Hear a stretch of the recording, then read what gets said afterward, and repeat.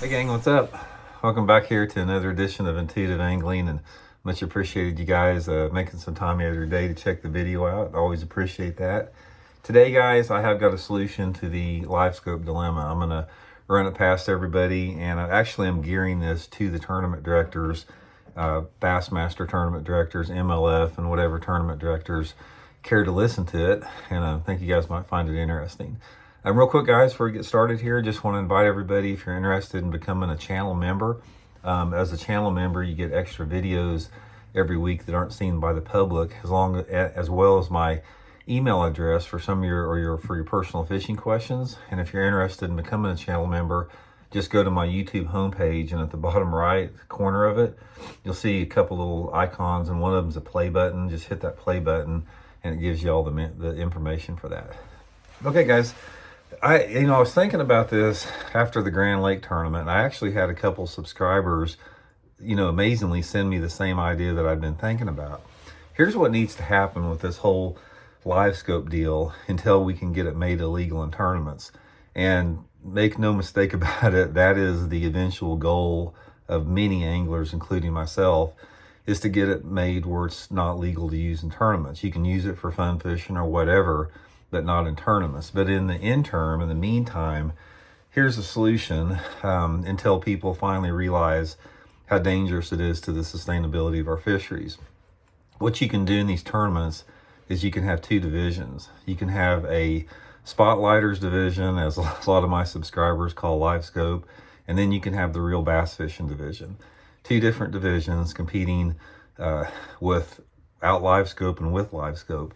So with the Livescope, the only thing the Livescopers need in the boat is a jerk bait, an Alabama rig, and maybe a swim bait. That's about all they Livescope with to catch those fish with. And in the real bass fishing division, you're only allowed the maximum of a 2D sonar and a GPS unit. Now here is where it gets interesting, guys. And here is the what the Bassmaster and MLF and all the tournament directors that have actually shows on their tournaments need to pay close attention to. You have these two divisions in the tournaments, right? And each one of them is filmed separately.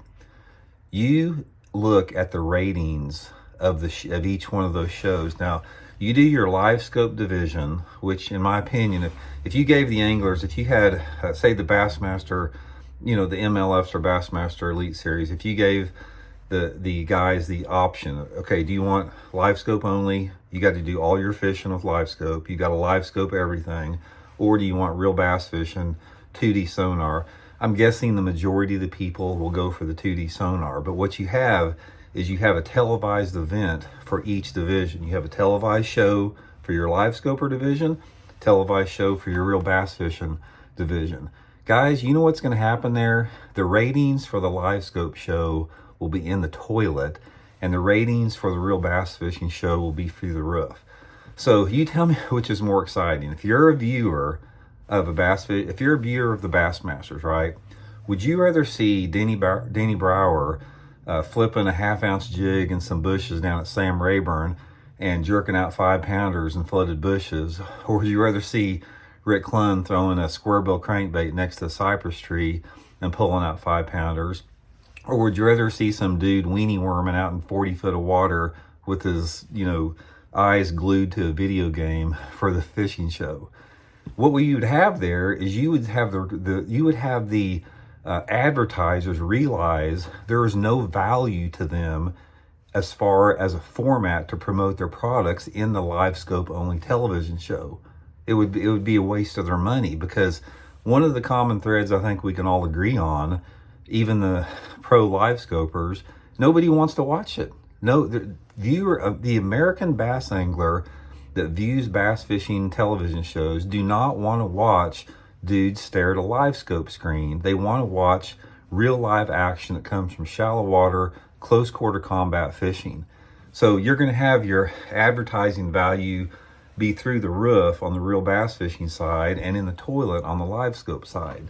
Now, if that's not enough to, change the perception of their mindset of tournament directors, I don't know what is, because I've always said that this whole forward-facing sonar, it's all about money. It's not about it's not about improving the sport. It's not about improving the fishery. It's not about improving the experience of bass fishing. It's all about money, pushing it, and money is the thing that's pushing the technology that is advancing as we speak right now.